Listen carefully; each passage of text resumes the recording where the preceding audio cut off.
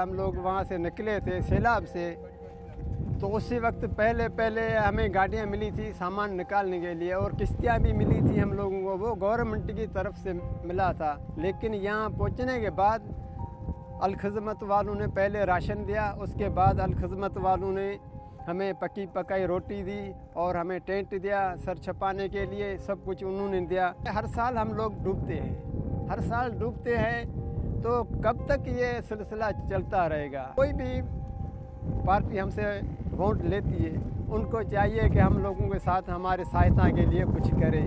अभी हम तो बूढ़ा हो चुका है, लेकिन हमारी आने वाली पीढ़ी है, जो हमारा पीछे वाला नस्ल है, उनके लिए हमारे साथ मदद करें। हमारी ये हम सब की ये अपील है कि हमारे साथ मदद करें, हम लोगों को जगह कहीं ना कहीं दिलवा दें।